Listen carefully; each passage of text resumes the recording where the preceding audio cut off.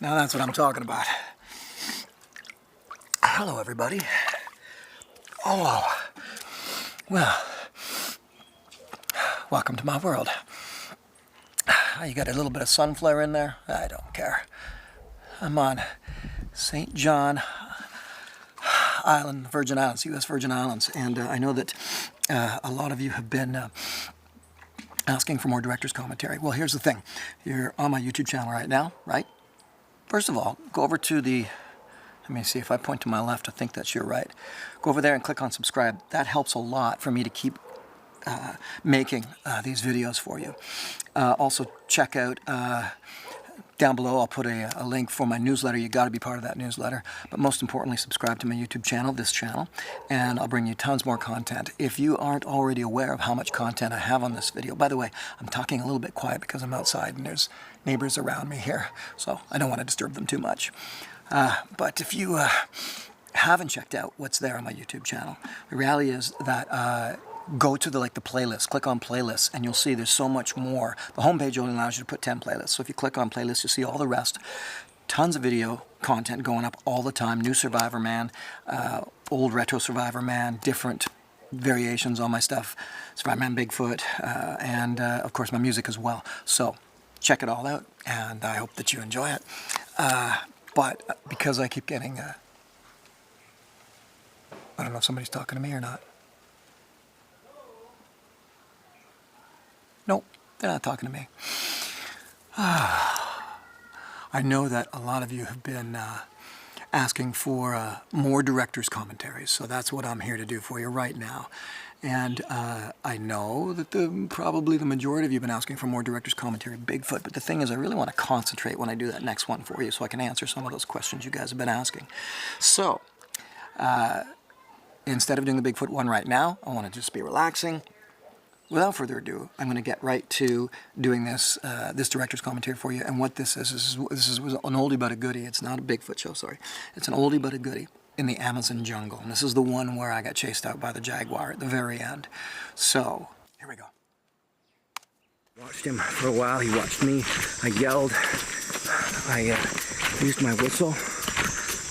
And unfortunately, he didn't even flinch. And away we go.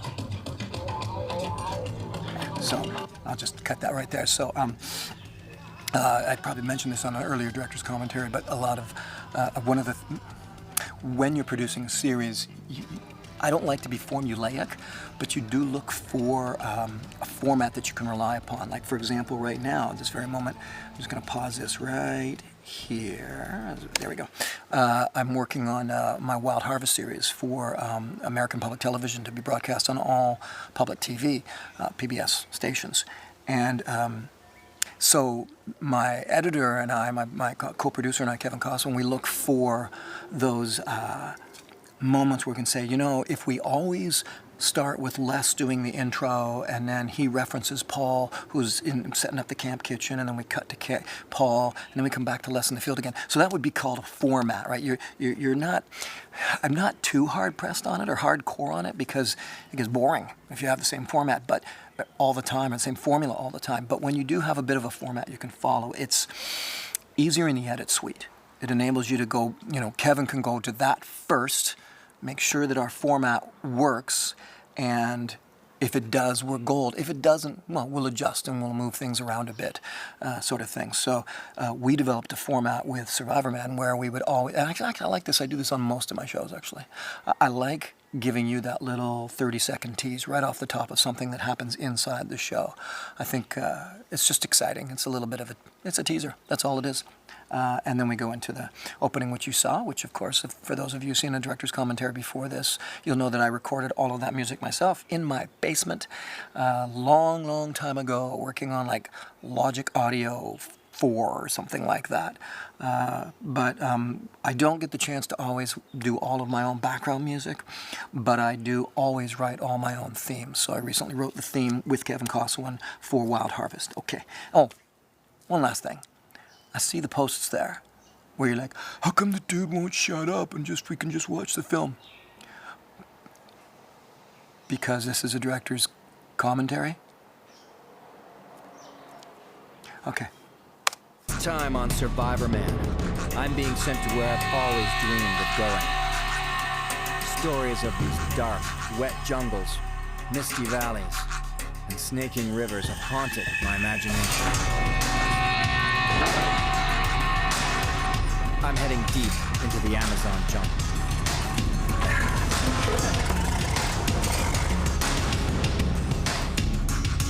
The Amazon begins on the eastern flanks of the Ecuadorian Andes and stretches to the east, unbroken for 3,000 miles.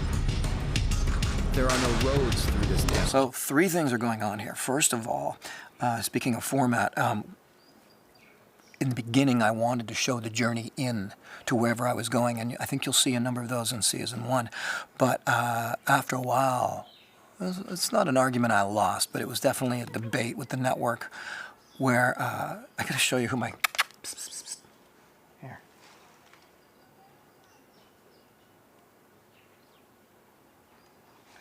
Can you see those guys? Yeah, let me go. Take that off.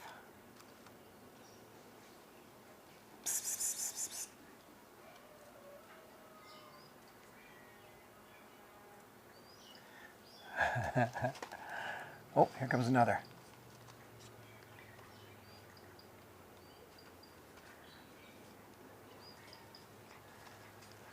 Oh, that one coming in there now is actually, that one coming in there right now is actually pretty funny. It's talking all the time.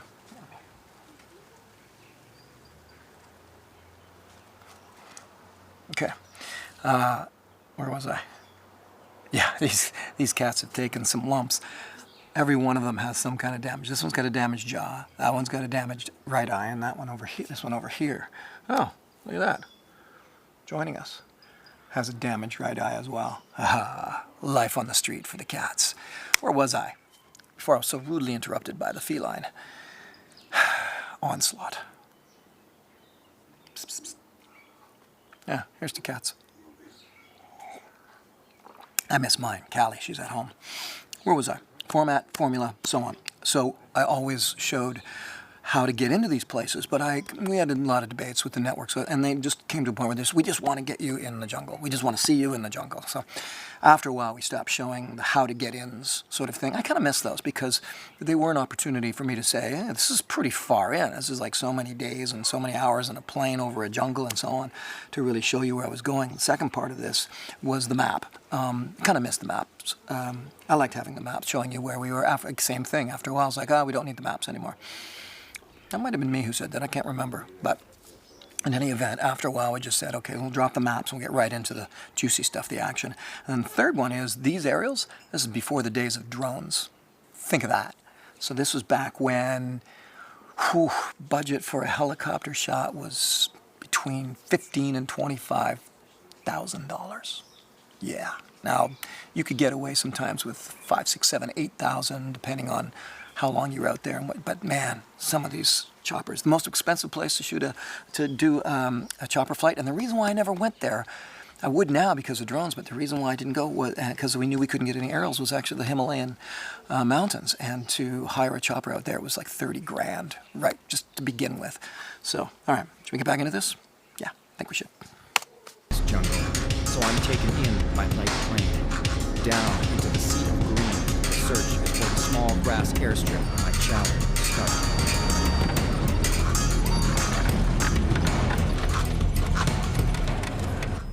From here, I'll be taken in and dropped off alone into the jungle to survive. The Ooh. Gotta say, I miss tiny grass airstrips in the middle of the jungle.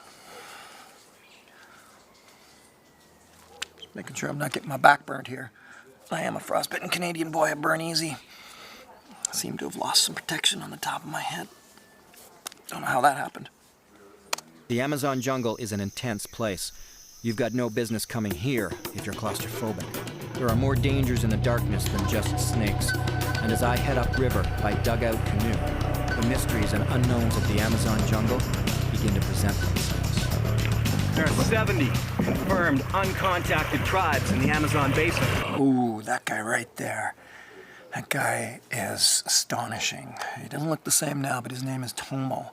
And he's like a master hunter of the Guarani tribe. And he's a guy I've told the story about where he was poking a spider with a 6-foot stick. He's poking. And the spider, 6 feet away, jumped up and landed on his nose and bit his nose as it landed. He lost his vision, his face went black. It all came back, but oh, intense. That man also, here's another quick one. That guy, Tomo, he was up 60 foot up in a tree, 60 feet up in a tree. And a caterpillar, poisonous caterpillar, just brushes his skin with its fur, just a little tiny brush. And the electric jolt was so powerful, it jolted him out of the tree, and he fell 60 feet and didn't break a bone. Did have to get him to the hospital, though, because his body turned completely solid black from the poison. And I don't know if it was a week or 2 or 3 later, he finally came out of the hospital. But, whew, the dangers of the Amazon jungle, let me tell you. Oh, let me get in this water a little more here. You're still good over there? All right. And all of them are considered hostile. Anyone who's ever attempted to go in has never made it out alive. And I'm on the edge of the territory of one of those tribes. That's very true. My Guarani guides are taking me further upriver from their tiny jungle village. It's very true. There was the tribe called the Tagede, and there had been some massacres just before I got there. And there's a feud between this tribe that I'm with and that tribe, and they were placing me in between the two tribes in the middle of the jungle. And you really got to watch. I think it's called End of the Spear or Beyond the Burning Spear, something like that. Look that up. It's the stories of the Guarani and the massacres that happened with 5 or 6 missionaries. It's an intense story. These people were at one time known as the most homicidal peoples on the planet, and it's a long story, so you really should look those up and research the Guarani, because their story is fascinating. But there's still massacres and things that happen with the tribes that are uncontacted in the middle of the jungle. Can you believe that? That to this day, there are still uncontacted tribes. If you go in alone, you're never seen again. If you go in with a massive group, you can't find them. Camera crew may be with me now, but once we're deep enough into the jungle, they'll leave me on the side of this river, completely alone.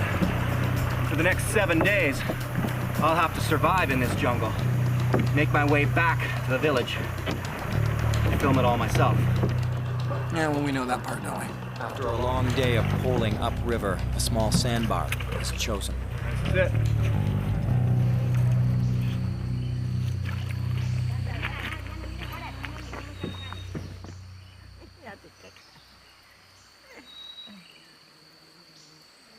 This body painting is their cultural way of wishing me good luck. Now that the send-off painting is done, it's time for them to leave me alone. See you in 7 days. Man, you got to understand that this was the beginning of Survivorman. Somehow, before nightfall, I'll need to go up from the river and into the dark, wet jungle to build. Yeah, to build a shelter. Yeah, you got to remember that this is so pretty intimidating for me at this point, because, I mean, I knew my survival stuff, but man, oh man, this was the jungle. This was the depths of the Ecuadorian, Amazonian jungle. And I had a lot to learn. Build a shelter.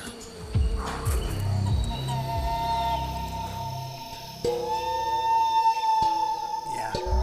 Ooh, bullet ant. Almost immediately into my jungle shelter exploration, I have run across one of the tiny yet potent dangers of this jungle, what the Guarani natives call the Manyi. I'm wondering if maybe there's a nest close by. Now, they only nest in numbers of 60 to 100, but that's plenty. 5 or 6 stings from a Manyi ant will put a full-grown man to the ground. You know what? I was gonna club him. There's no point. He'll probably laugh it off. I gotta go get the machete. He's still around. Try chopping him in half. That sort of stops them. I've chopped him in half and he's still trying hard to bite me. I've got his bum over on a leaf there, and it inflicts one of the most painful stings in the jungle. It's been described as taking a pair of red-hot pliers, jamming them into your skin, squeezing hard, twisting, and holding for 5 hours. And I took one step into the jungle, and there he was. This apparently is one of my gravest dangers to watch out for. Nightfall. Yeah, the bullet ant. It's famous now. When the show came out, it wasn't so well known, but it's famous now. And I don't know if I should make a commentary on. There's the guy who he's actually cited me as one of his inspirations. Coyote Creek. I apologize, I forgot his name. He's got a massive YouTube following, huge, and basically he's gone around and stung himself with the bullet ant and a whole bunch of other bees and spiders and wasps and so on. It's okay, dude. I give you thumbs up for your adventuring. I give you thumbs up for your courage. But otherwise, it's a little bit of basically, jackass with insects, and not into that so much. But I know you're on Animal Planet now, and I hope you're doing well. Be careful what you sting yourself with. Night falls fast in the jungle. One moment it's light, and in the blink of an eye it's pitch black dark. So I'll have little time to build a shelter. The guarani natives left me with a dugout canoe for safety, and tonight it'll have to do. If I can make a cover of bent branches, it would shed any rain, but everything I've tried so far just snaps in my hands. Yeah, see, that's what happens when you're in an area that you're not really comfortable or familiar with. You end up using material you're not familiar with. So to the point of, I know which branches and trees in the North American forest are going to bend for me and are going to break for me. I don't know about that in the Amazon jungle, or at least I didn't at this point. And so only experimenting gets you to that place where you understand and know what you're working with. This particular first night, truth be told, the reason why I'm staying down in the dugout canoe was more than anything was intimidation. I mean, the jungle is dark at night, and it represented an opening for me. Middle of the Amazon jungle is not a good way to start the week. Here we go again. Okay, there we go. Now, the reason why I said here we go again is because you have to remember that before I put in the water here, I've already been in the jungle for 7 days, and I've been training. I've been training with the guarani, I've been learning the plants I can eat, I've been learning the creatures I can catch, and so on. However, if you've never experienced the Amazon rain, when it kicks in, it can be a torrential downpour, not for an hour or two. It can be a torrential downpour for 12 hours solid, and the rivers rise, and it's intense. So that's why in this situation I basically said, here we go again, because you're always waiting for that strong downpour to happen when you're in the Amazon jungle. Any rain upstream will make the river rise dramatically, as much as 10 or more feet in just a few hours. So I'll have to remain vigilant in my watch of the water level, or my canoe could easily be swamped in the middle of the night. But something tells me I won't have much trouble staying awake tonight. It's not dark yet, but it's getting there. I'm in the middle of the Amazon jungle. My concerns tonight are going to be the rising of the river, if there's rains further upstream, and also Jaguar. There's 4 big cats out here. The ocelot and the margay cat aren't any concern of mine.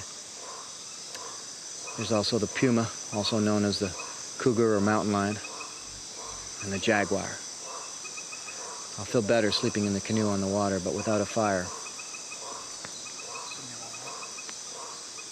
It's got me pretty nervous. I'm in the middle of the jungle. I think that was before I came up with that saying. By the way, yes, absolutely, every time I say, it's not dark yet, but it's getting there, that's a Bob Dylan reference. Surprise. Okay, so, since the last time I saw you, my neighbors came out, and it's about 3 hours and a beer and 3 glasses of wine later. So now I'm really ready to tell you some stories. Anyway, clearly I dried up, got some clothes on, and I've come upstairs now to this amazing balcony. I have no idea where I was or where I am right now, but I'm going to press play and we will continue this. But It's island time. Away we go.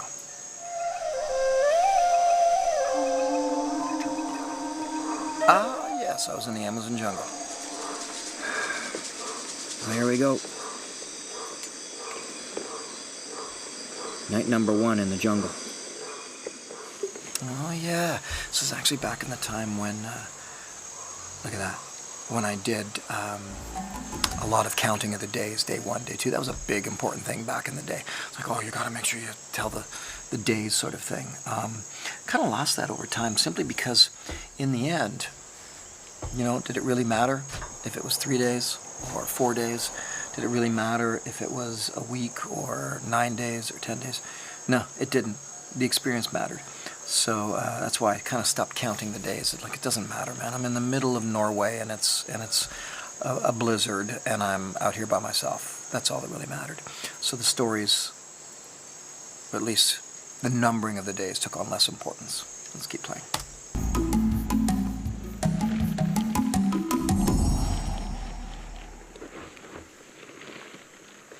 Oh, this was. Oh, I remember that night.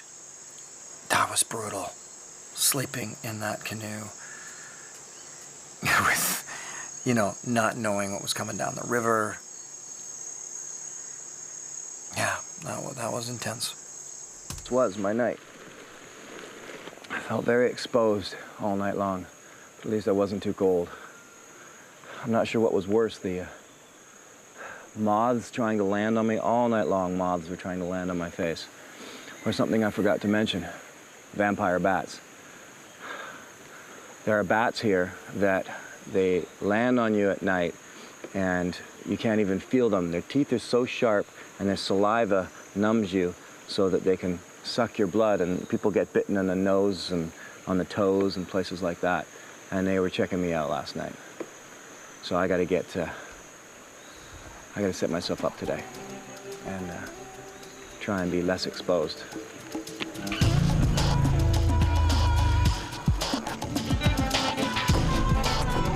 Keeping high-tech equipment like video cameras running in this heat and humidity is becoming quite a challenge. One camera is already... Look at that little camera. That's just a... Wow. People ask me a lot about the camera gear that I use, and honestly, I have run the gamut of cameras that they just go from small to big to small to big, and then from Sony to Panasonic to Canon back to Sony. All the it's you know, what I've done is, and what I over the years is, I wait for just before I have to go and shoot a Survivorman episode, and then I look to see what's the latest and the greatest and what answers the call of duty the best for me. And whether it's Sony or Canon, I don't care. And so over the years, they've vacillated. That's I don't know, there's a tiny little Sony, I think, in my hand there. But in the end, the Amazon jungle, I think this episode shut down more cameras on me than any other episode that I've ever filmed. already shut down due to the condensation. Some of these palm trees and plants are hard enough to use as an axe themselves. Others are quite soft, and the machete makes short work of gathering the supplies I need to make a good shelter. It's time to get busy.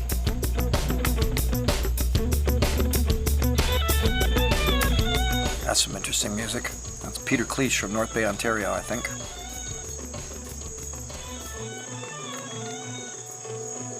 And basically, I just say, give me some music with some tension in it. I'm told that there are some caterpillars that if they're smooth, probably like this one, that I might be able to eat them. But I'm also told that there are caterpillars here that can pretty much kill you if you touch them once.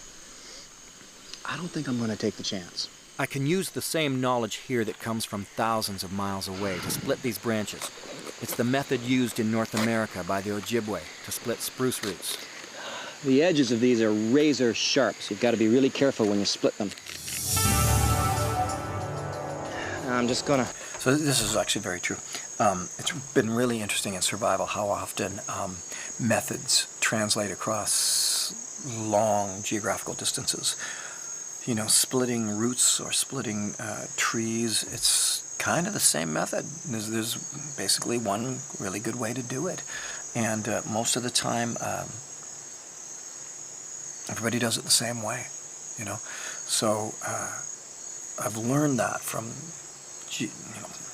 place to place and tribe to tribe, and different tree to roots or what have you. Survival is still survival, no matter where you go. And it's fortunate that a lot of survival techniques translate across different geographical locations. Put all of these palm leaves on here, just like shingles.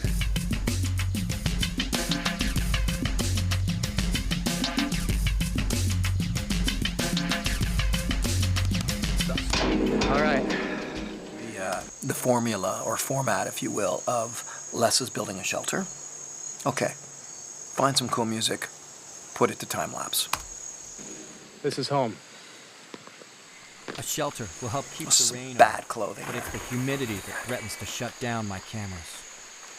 Humidity will not only threaten to shut down the cameras, it will shut them down. Take an inventory of my supplies. So, let's go through what I've got. Before we do that, I mean, I know what people are saying. They're seeing the flies on my shirt and my hat and all over the place there. And for the most part, it's freaking people out. And here's the thing. They didn't bite. They weren't biting flies. They weren't stinging bees. So, like in Australia, the same thing happens in Australia. They like to come right into the eye here, and they like to go after the moisture in your eye. But other than that, they don't bite. You can't feel them. So, if you can get used to their presence, mind over matter, knowing you're never getting bitten, you're never getting stung, they just like to hang out on you, then it's much easier to put up with them. A blowgun. Let's just see what kind of luck I have with it. I still have that. They gave me an actual spear. I still have that spear today. But the real reason they gave this to me was to protect myself from the Minyi, the Jaguar. I've got simply a little bit of damp tissue paper, about 3 feet of tangled up fishing line, can of pop, and I like to go into the stores and grab those last-minute survival items. You know, it just says general survival aisle, and just to test them out. So I grabbed some stuff that is some kind of, they call it fire dust. We'll see what that's like. To go with it, I've got, for 7 days in the jungle, where it pours rain almost every single day, nonstop, 1 match. So, again, if you have seen me do this in director's commentary before, I mean, bottom line is, whenever I would find a location where I was going to go film a Survivorman episode, I would think of scenarios. What kind of scenario might I be in that tells a story? You know, what kind of stuff might I have? This was a mishmash. It was just like, okay, well, what if I had a few random things? And it was always kind of cool, because sometimes a few random things makes a big difference. And the fire situation, there was an advantage with the little bit of fire dust, but there's a disadvantage in that there's 1 match, and that I'll still to this day do that with people. I'll say, oh, okay, well, let's see how you get a fire going with only 1 match. Try it sometime. Allow yourself only 1 match, and you watch the difference between how you build your fire up and get ready for it versus if you have 20 matches. It's a huge difference, and it's really good survival training. Which means if I do get a fire going, I've got to keep it going. Lastly, of course, a trusty multi-tool and my harmonica, which goes with me everywhere.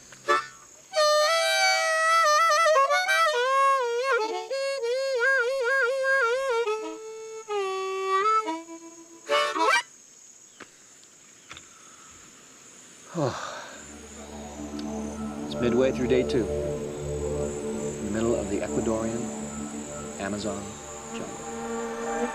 So I called those friendly bees. Those guys that were all over me there because they weren't stinging or biting me.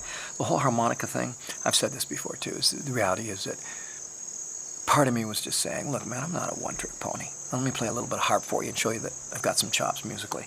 It's paid off in the end because, I mean, a guy like None other than the very, very talented, soulful, incredible player, Johnny Lang. Great blues guitar player and phenomenal singer. And he told me one time, he said, man, I saw you playing and I realized, wait a minute, that guy's got some blues chops there on that harp. And now I've been able to have played with him on stage twice. So I guess it served its purpose. And always a great joy to play at a charity or play in a function and blow my harp with the likes of Johnny Lang or Dave Mason or Journey, Alice Cooper. It's Robbie Krieger. It's always a thrill. Far up the Amazon River tributary, I've got my jungle shelter built of cane and palm leaves. It may help to keep off the rain, but sleeping on the ground is a last option. This particular method of shelter building I was taught by the guarani. Scorpions, stinging ants, and snakes, including palm vipers, bushmasters, and the deadly fer-de-lance. So I've got a tough judgment call to make. Getting a fire going, or getting myself off the ground for the night. And that's the thing about survival. Sometimes you have to make a judgment call based on how much time you have. And I wanted to get off the ground badly. And I didn't have a shelter for my fire. So let's concentrate on the bed off the ground. Let's concentrate on the shelter. I'll worry about the fire the next day. Why? Because I'll run out of time. I think people think sometimes you can just do this, do that, do this, do that in a survival situation. But you have to bring time into it. You run out of time. You run out of energy. And so that's why prioritizing what you have to do to survive is highly important. I kind of had fun making this shelter, but make no mistake about it, even though I'm 1.5 feet off the ground, everything crawls, and everything crawls up trees. So this was a little bit of false sense of security.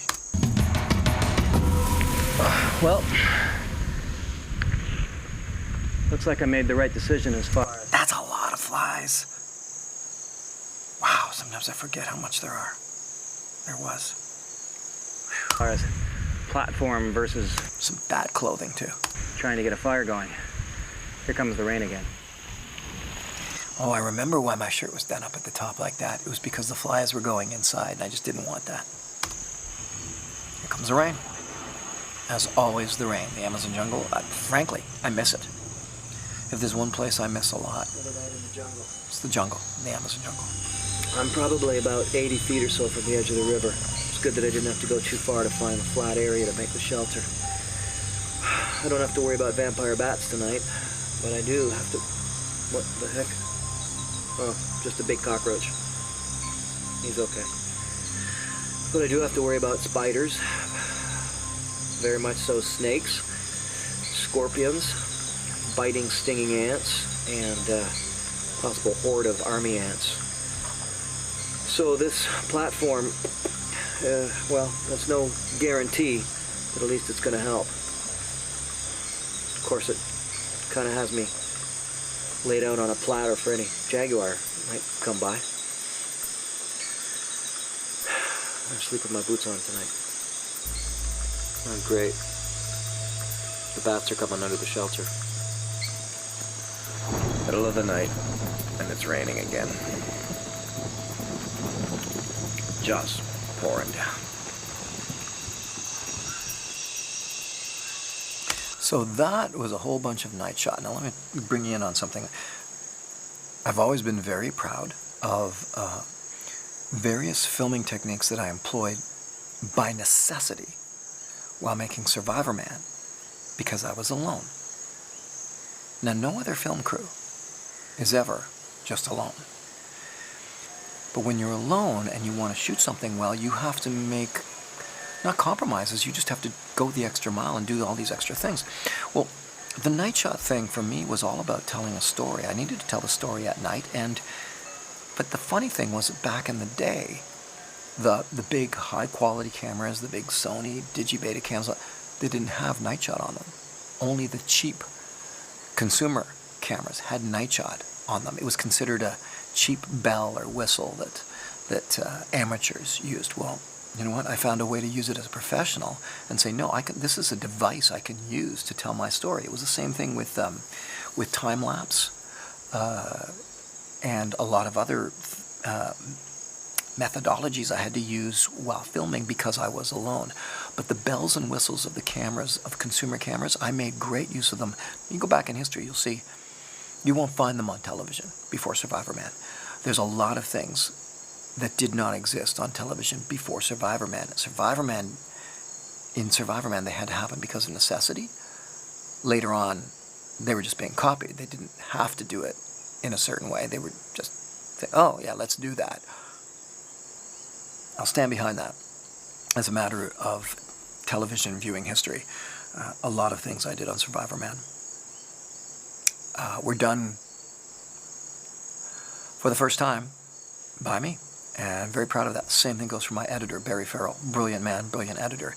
He did things because he had to do things based on my weird filming that no other editor would ever have to do to tell a story in the edit. And this kind of filming brought about that strange new way of telling a story for an actual show that was going to be 43 minutes long. Morning of day 3 in the Amazon jungle. 60 plus hours without food. But the biggest problem is the ceaseless rain. Guess that's why they call this the rainforest. The condensation is wreaking havoc on my cameras, and they are shutting down constantly. There's an abandoned guarani hut halfway between me and the village. I don't know what's there. There's probably no supplies, but even if there's just a little bit of leftover dry firewood, that would be helpful. One by one, my cameras are succumbing to the humidity. I think I'm gonna make an executive decision. And maybe move on. See if I can make it down to that, the abandoned hut. It'll be bigger, give me more room, chance to dry out the cameras. I'm down to 1 camera now. The other 3 are useless now from condensation. So if I stay out here much longer, I don't even have a film to make. What's the point of that? And so, somebody's spinning their wheels. The hills in St. John are super steep. Or could be drunk driving too. This is the thing, the point I just made there is really important to remember. I was there to make a film. I was there to film my survival experience. But if the survival itself got to a point where I could no longer make my film, then what was the point? I didn't have anything to prove. I knew I could survive, but I'm there to film. And so it's not that I ever really needed to make any serious compromises, but I definitely had to make some decisions, sometimes in favor of the filmmaking versus the survival. Seriously? Yeah, good for the tires.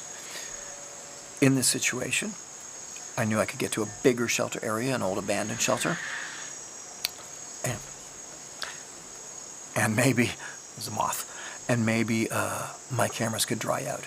So I was always riding the line between deciding what I had to do for survival versus what I had to do for filmmaking. And sometimes it was a tough decision. It's day 3, and I've decided to move downriver, essentially on my way back to the village, but for now, to simply find the abandoned hut I was told about.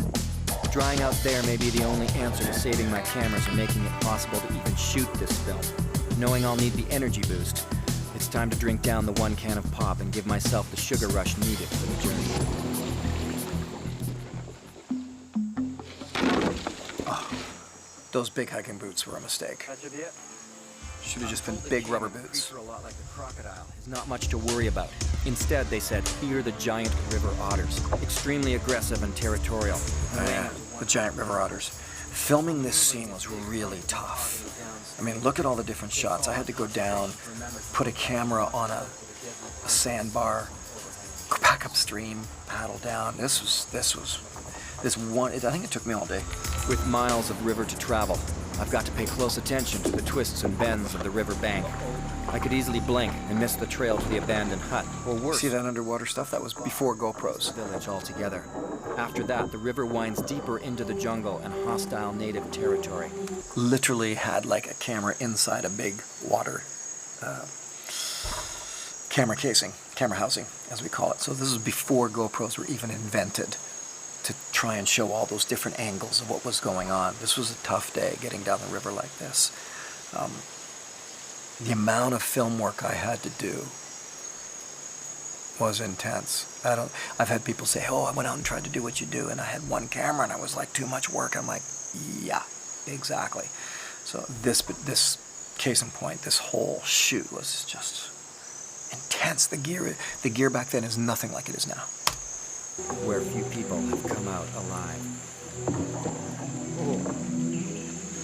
And I will say, you know, being in the Tegede territory was nerve-wracking. This looks like the spot. Man, this is back in the day when nobody else was out there getting me B-roll shots. I had to film all of this. You can do in the jungle. You're face to face with prime snake habitat.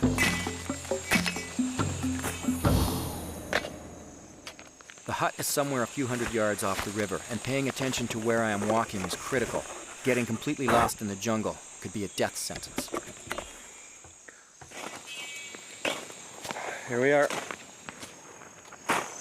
I still can't, to this day, can't believe I found that hut. All these guys are everywhere.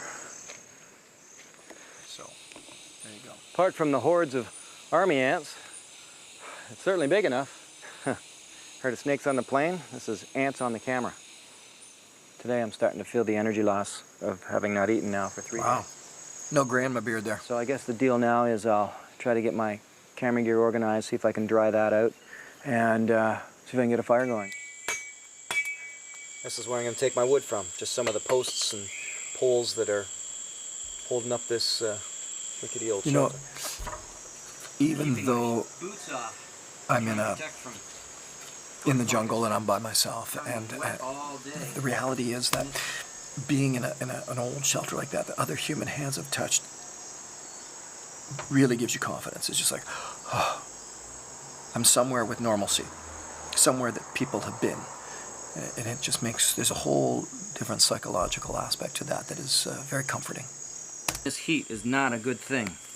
Got to dry them out whenever you can. Oh man, look at that. I still have that microphone. I'm trying out different microphones all the time.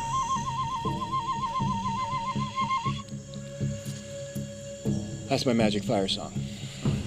Well, I think I used that microphone for this shoot only, and then got rid of it. No, I didn't get rid of it. I still have it. Some work, some don't. In fact, I have it with me. Chemical or two that should take a flame quick and keep it going just like a candle.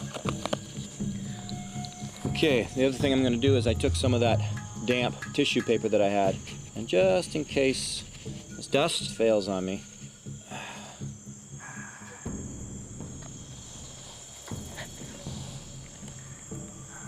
If it seems like it'll be easy with a match, it's not. Remember, I have only this one, and it, along with everything else, is damp.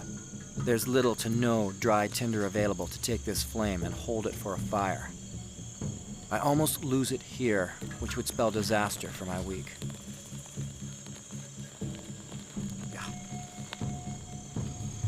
okay, Match. so far so good with this dust. Woo! Ooh, there's big bugs here that are crawling away from this fire, and that's what I like to see. We have fire, folks. Yeah, we have a fire in a very damp place. I'm gonna sleep well tonight, I hope. Mind you, I'm still on the ground. That's a problem. Fire changes everything. Heat'll probably bring the scorpions around. Well, that's the end of a good day. That was a good judgment call. I had hair. Not much. Pretty bad too, but it's there. I'm going for some food, trying to catch fish. I'm glad I'm here now. I can spread out and try to dry out a bit. This fire is fantastic. It doesn't guarantee any problem going away, like Jaguar, but it sure helps. It should keep the bats down. I'm sharing this hut with bats and a horde of ants and a lot of spiders. But tomorrow I better build... Oh, smoke's going in my lungs here. Tomorrow I better build a platform and get up off the ground, because I'm sure there's still a lot of scorpions and snakes around. Okay. It was good to get here.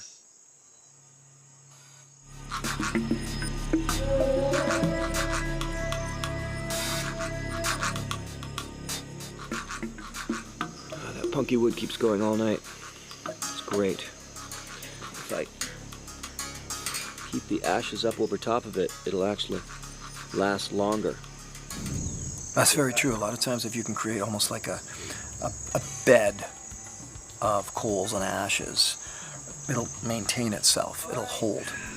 I've walked this far upstream because there's a feeder stream just over there that's hopefully dropping food into the water for fish in this area.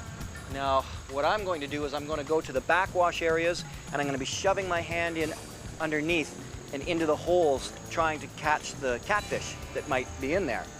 Now, the dangers are many. First of all, there's getting the wrong kind of catfish, the spiny catfish. If I grab one of those by accident, extremely painful. Secondly, the electric eel. They like to live in the same place that catfish do, so that can be very painful. And lastly is the freshwater stingray.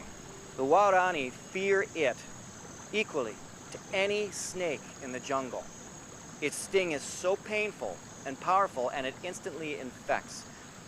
Fortunately, they like to stay where the water is calm, and they're all through this river, but that's why I'm coming here to where the water is moving quite a bit. At least minimize the risk as much as possible. Sometimes I don't even know why I'm still alive. I've never done this before. Fish for catfish like this.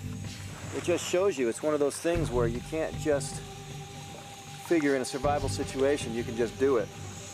I'm not sure if I mentioned it in this show, but I'll mention it now, is that during this, my L3, L4, L5 spine and my back were really starting to get pretty bad, and the humidity caused an incredible amount of aches and pains. It was actually pretty hard for me to even walk this entire week just from all the humidity, because my lower back was in so much pain.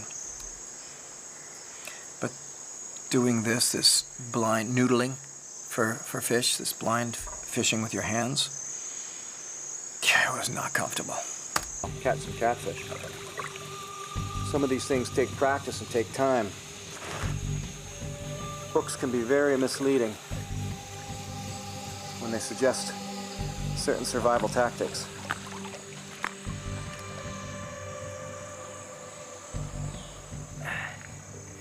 Ouch. This is what I like to do. Shove my hand and my arm way deep inside a muddy, murky hole in an overhang in an Amazon jungle river. This is just what I like to do.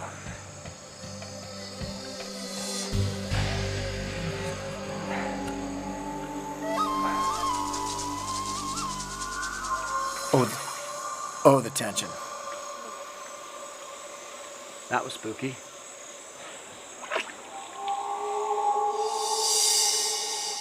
I don't know if I want to keep doing this.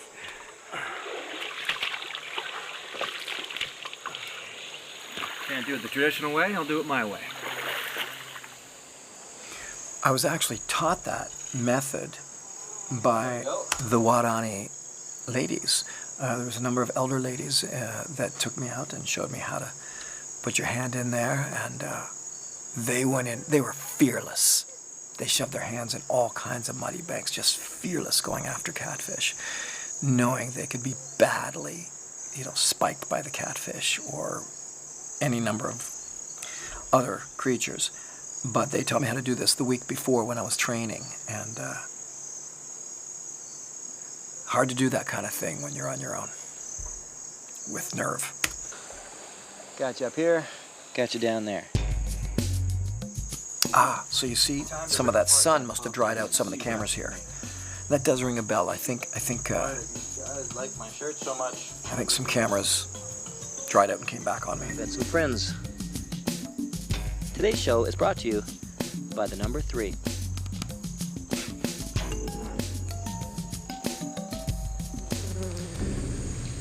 Now I need some bait.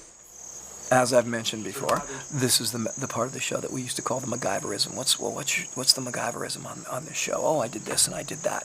And hopefully I filmed it well enough that we could include it. But it was always fun doing that, making something out of something else, or something out of nothing. And then using it to try to catch fish.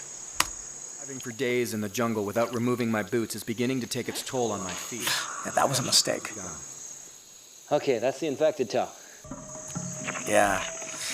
I never should have worn those boots. Big mistake. Should have been big rubber boots. I didn't know any better. First time in the jungle. Frogs here. But you leave frogs alone in the Amazon jungle. There are frogs here that touch them once, touch your mouth, and you can die. Poison dart frog. Highly, highly toxic. So I'm just staying away from any and all frogs, no matter what size, just to be sure. There's the bullet ant. Going down. Oh, good, I chopped him in half. Look at that. Chopped in half and he's still moving. Bullet ants still freak me out. That is now the 5th mungy ant that I've come across. And I mean, that's the decapitated version. He has no head, and as I touched him with the stick, you can see that it's still trying to sting, even though it's been decapitated. Just like its head keeps trying to bite, even though it has no body left. These guys are mean. There we go. Hate to do it because it is a butterfly, but I gotta eat.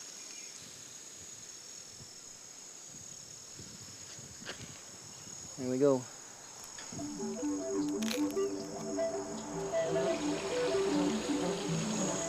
Can't say it wasn't freaky being up to my waist in that water, fishing like this. I can't get to it. It's just too deep, too strong. Current's really strong under the water. Stronger than it looks. Is one of my passions, but a recent race has left me with a bad hip injury, and the jungle dampness is really affecting it. Oh, I did mention it. Harder than it should be. But you can't choose your times of peril. You can see how being sick or having an injury can really take its toll on trying to survive. I've got enough daylight left, but it's gonna hurt going upstream. Yeah, I've been adventure racing and my hip and lower back were done in.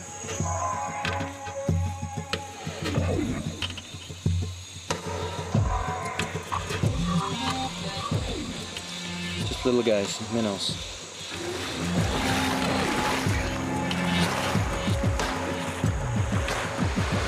Okay, I'm at that spot where I tried fishing by hand where the freshwater stream comes in. I don't have enough energy to try here for a bit, and then I'll call it a day. Ugh, even looking at those boots right now, I think that was so stupid, wearing those. I've been fishing for almost 5 hours. I've tried hand fishing and now with a hook, and nothing's working. And it's always problematic. Like, how do I show you something that took me 6 hours, 5, 6, 7 hours to do? It's very difficult. I can only show you the highlight. Well, it's like that. I can show you the highlights. That's about it. So, oh, a little gratuitous near nakedness there. Fire going, and get myself up off the ground tonight. I forgot I even made this bed. A lot of scenes like that where I'm making something, they translate so much better on camera because it's active, it's doing things, whereas something else like sitting and fishing, many, many hours of doing nothing on camera translates into about 48 seconds. That's about it. So. And trust me, I've been paying for it. And then it occurred to me that I can do something else with this pop can. Oh yeah, dysentery. I now, thankfully, have something to boil water in. If I had $1 for every time I got dysentery on my trips, boiled water.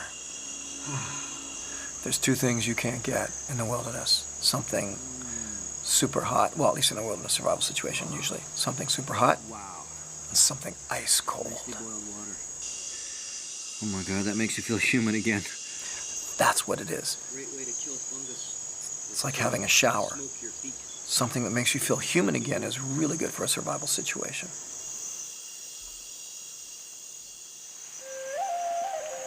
I would often shoot those sleeping shots, and on the odd occasion I would fall asleep and forget to turn the camera off.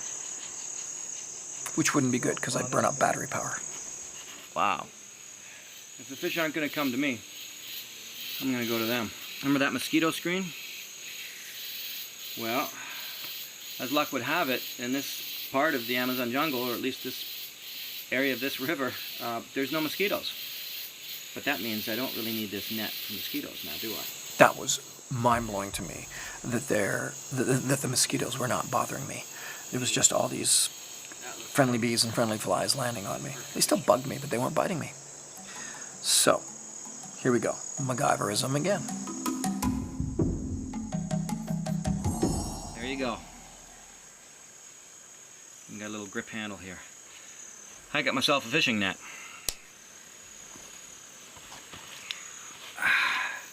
These are my friends. I know they're my friends because they're with me through thick and thin, every day, all day.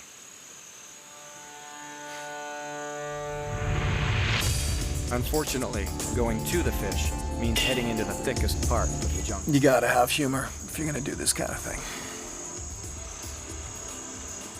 No point in being overly serious or overly dramatic. But apparently the area is blocked by a zillion spiders. Ooh, there they all go. And I gotta cut my way through them. Yeah. Oh, I remember that. The rains stop, then they continue, then they stop, and then they continue again. Survival in a rainforest. Ah, there we go. A little freshwater shrimp. And you know what? Hey, if I can get a few handfuls of these guys, why not? So I gotta tell you a story here. At this moment, when I was fishing for the shrimp, shot this scene that you're watching right now. Let's watch it.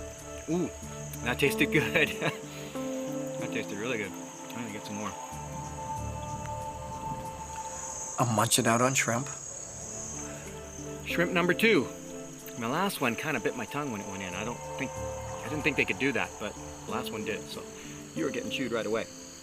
Yes, you.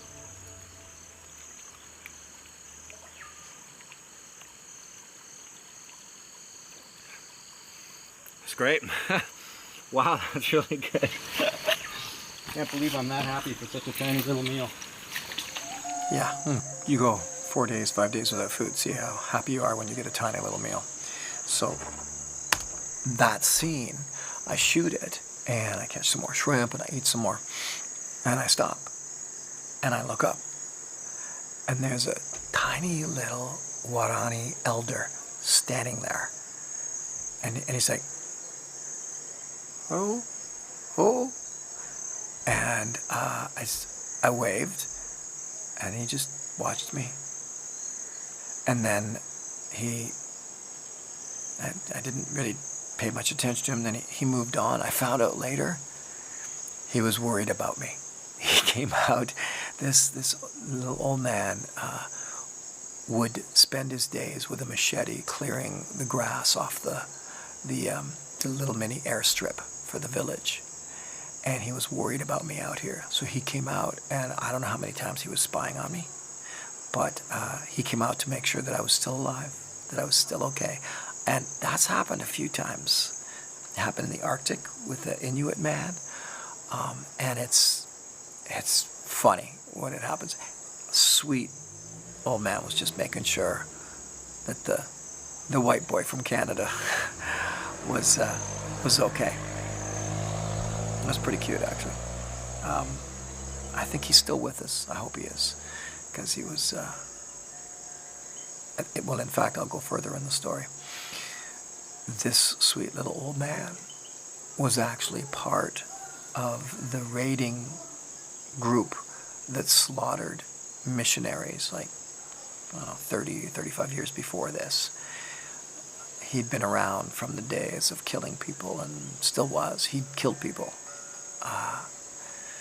And there was a time, I think it was after this, after I did all this, that we went and did basically what was like a church service, and which is just them getting up to speak. And he got up to speak, and he said, you know, it wasn't that long ago, and I was with my crew at that point. He goes, that these men sitting here, that we would kill these men sitting here with us.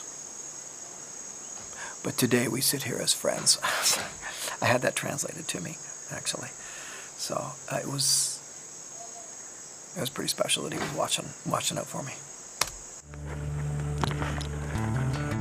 Oh yeah, this is my lucky day. Check this out.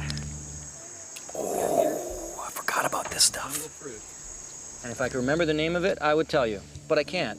So the narrator will do that for you. It's a cocona fruit, also known as Daboka. Oh yes, and it's perfectly ripe. It's actually a member of the tomato family, and it is going to go down so good. Yeah, it's actually hard to find fresh fruit in the Amazon jungle. You think, oh, it'd be easy. It's not. The palm vipers like to curl up in these little spots here. Some more delectable jungle fruit. Again, all of that was taught to me by the elders before I went in. Okay, this is going to be so amazing. I mean, their shrimp are nice, but this is going to be a flavor explosion. Oh yeah. Mmm. This is out of this world. The Daboka fruit tastes like a cross between a lemon and a tomato. Yeah. Try having that when you're starving. Oh my gosh. It's amazing. Wow.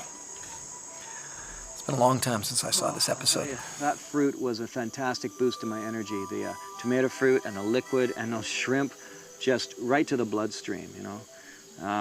I've got the shirt dry and now I'm drying my pants over. And there's a little point there I just made that's really important. Right to the bloodstream. And this is just it. I remember in Georgia with the rattlesnake, for example. When you have been without food for a long time and then you eat food, that just a rush that goes through your body, that you're sure is going all through your bloodstream, which is just this rush of, I'm assuming, sugars and such. And if you were depressed before, you're elated now.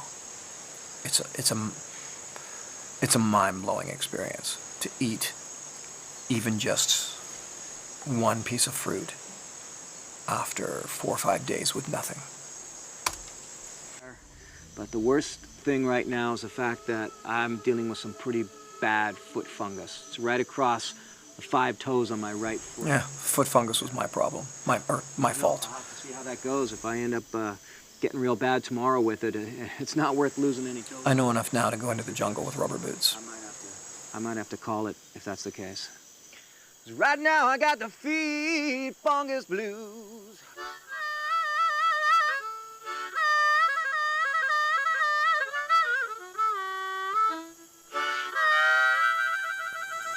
Feet fungus blues. Oh, fire was everything.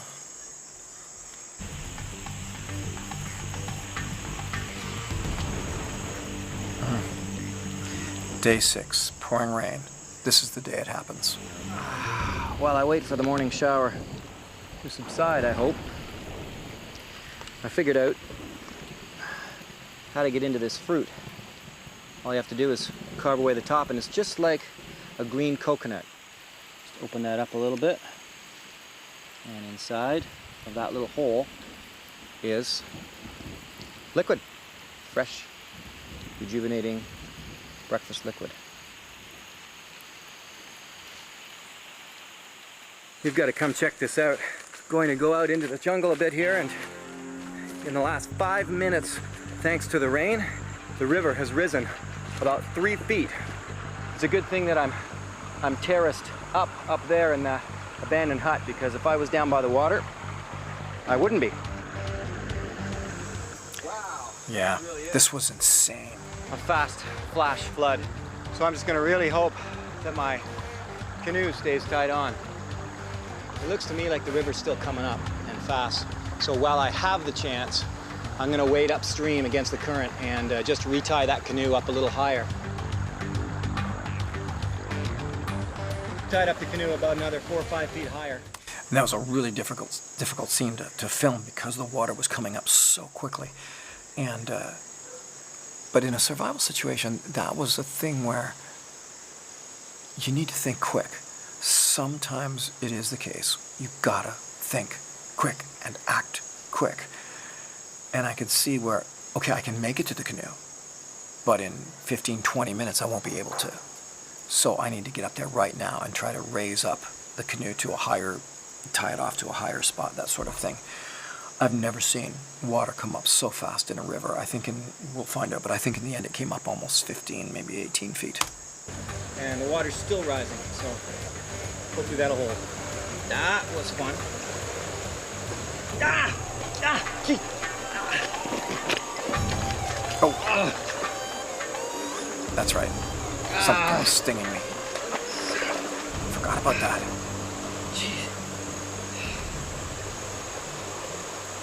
It shows you. I left my shirt lying on the ground.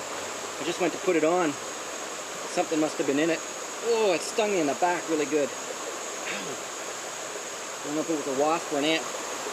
Oh man. What's that sting? Whew. Suppose what I should... You see, that's how it happens, right? Like you're busy doing something frantically, like trying to rescue the canoe. And that's when you get stung. That's when the lemons start to go on you. And I've always say in a survival situation, you gotta watch your lemons. 1, 2, 3 lemons, 3 things going wrong. Time to stop. And so here I am frantically worrying about my canoe. Throw my shirt off on the ground, stupid, in the jungle. And something crawls into it. I put the shirt on, stung. And it's just this sort of compiling of issues that you can do to yourself in a survival situation that can put yourself in a far worse situation. You gotta breathe, think. Okay, I tied up the canoe. Hey, there's my shirt. Don't just grab it and put it on. No. Oh, my shirt's on the ground. Shake it out. Oh, look at that. Get off of there. Then put it on. That's a smart thing to do. But you get frantic in survival situations, which is the worst way to be. Should mention that in reality, as I get stung out here, the best thing to do is not to swat them, because you can shove the stinger down deeper into your skin. Of course, that's pretty hard not to do when they're on your back and they're stinging away. The best thing to do is to flick them away. That way you avoid possibly them even biting or stinging you, and you avoid shoving their pinchers or their stinger down into your skin. Let's go hunting. Little tips, you know. I never really knew that until I came to the jungle, that, yeah, you swat something with a stinger, you're pushing the stinger into your skin. So better to compose yourself and go, no you don't, and flick it off, wipe it off, but don't hit a stinger into your skin. Finally, a chance to put my traditional blowgun to the test. The dart just goes in In the end. Beautiful blowgun. And you spin it as you get close, and it's ready to go. Well, let me show you what blowgun hunting actually consists of. Of course, first of all, blowgun itself. This is made out of having a chunta palm, binding it together with a vine bark lashing, and then they actually clear out the center with sand, and it becomes a fine, fine throughway for the dart. This is the package that comes with it. I still have these artifacts to this day. The darts. Now, how did I get them home? Don't ask. got to be straight as an arrow. They straighten them out in the field all the time, usually taking a knife and just shaving, bending, until they get a perfectly sharpened and straight dart. And this one here is finished. In fact, it already has the poison on it. It's got poison on this end. And the next thing they would do is take this little rock flint notcher here and notch it around in one spot. That way, if the monkey pulls the dart out, the tip breaks off in the skin, keeping the poison in the monkey. And the last thing, of course, is the kapok fluff. This I pull out and wrap around onto the dart until it looks like that. Now what I'm going to do is I'll pick a spot on the tree and high up, and I'll aim the camera on it. All the difference in the world is within the fact that I actually needed to do this to get food. It changes everything. If you do it just for the camera, it doesn't mean anything. You gotta mean it. You gotta need it. Oh, that's barely an inch away from what I was actually trying for. So that's how well it works. And you don't blow straight out. You blow up like this. I think this spot will do just fine. The Amazon jungle is the most biodiverse place on the planet. More variety of species here than anywhere else. The jungle that, although dangerous, still is intensely beautiful. You know, many of the shots after game in the tree, whether it be monkey or birds or whatever, are taken almost completely straight up. And you have to be very careful that you don't look up to watch the dart coming back down. You can't see it. And many of the Guarani natives have lost an eye to the dart coming down. In fact, one man actually lost both his eyes because he did it again on another occasion. This involves hours. That's some bad luck. I can't head out on a long hunt looking for monkey, so I'm hoping to hit a passing bird.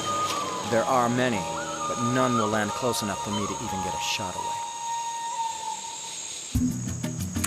You know, hunting for Survivorman episodes has always been a...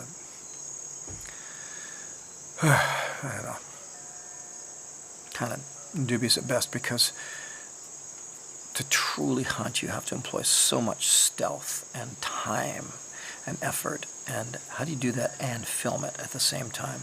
Really tricky.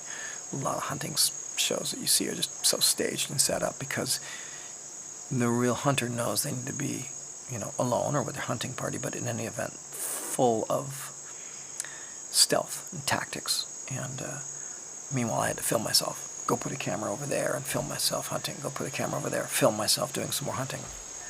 Walking through the woods.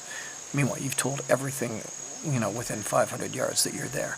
So it was always tricky to truly hunt on these Survivorman episodes, but I did my best. I haven't eaten more than a few shrimp and a couple of pieces of fruit all week. On top of that, my feet are deteriorating quickly from foot fungus. And in the jungle, if you can't walk, you can't survive. I was told that there was an old trail leading from my abandoned hut to the Guarani village, and it's here, and I found it. So that's good. There we go. It'll help keep away the bugs and help to cure foot fungus. And in addition, you can use it like a fire carrier, because it'll take that and hold that. Oh, I just so loved a lot of these little local tips that you would learn along the way. And again, knowing that this works with that kind of nest means I could do it in other places where I find the termite nests. Had all week. These next few moments are frantic, but real, and possibly the most dangerous. Oh yeah, here we go. Here we go. I wasn't really expecting to do this. I have to do this. Let's just watch. All I did was go out for a pee. This is the real deal. Not very far from my hut was a jaguar. I watched him for a while. He watched me. I yelled. See how I'm breathing through my mouth? Because I'm nervous. Unfortunately, he didn't even flinch. So, it's getting dark really fast. I know this probably seems a little contrived, but trust me, it ain't. I brought my spear with me and my pack. That's all I could really grab. I left all the camera gear there. This was so nervy when I spotted that jaguar. When I looked back, it'll be over here, and it'll be over here, and be over here, be over here. I can't see a single thing. I just got the screen flipped around so I can see where I'm going a bit. What bothers me about it is that it didn't run away when I tried to scare it. I mean, I spent a lot of time in black bear and wolf territory. Wouldn't even worry a bit. And but if a bear doesn't scare easily, then you have to be concerned. I've done my time in grizzly territory, but there's just something about a big cat who's interested in you that makes me nervous.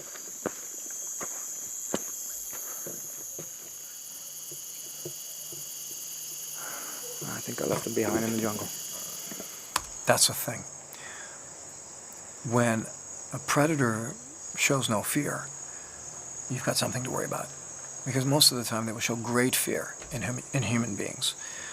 And this jaguar was very calm and cool and collected. That bothers me. I'm not sure where this is going, but I did find out, and maybe I probably say so here, in the end that it was a 250-pound cat.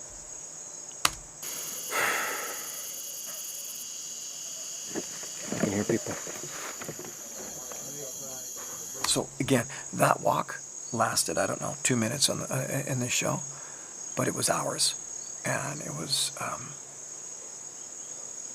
intense. Hours of just that whole feel, and you start breathing with your mouth open because you're nervous. Yeah, that's not anything that I'll ever forget.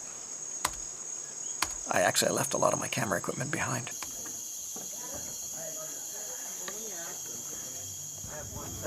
After far too many hours, I have finally made it to the fenced-in village, fenced in to protect from jaguars. When they hear of my run from the jungle, the guarani immediately begin to regale me with stories of jaguar attacks.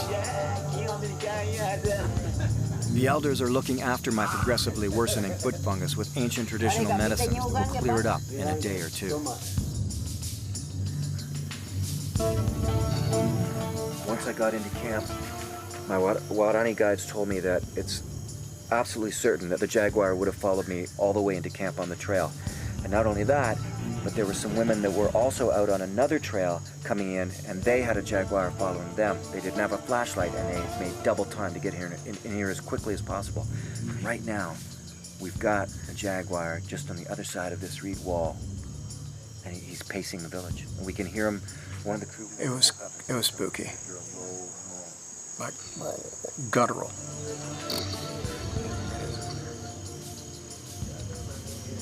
Glad I came in.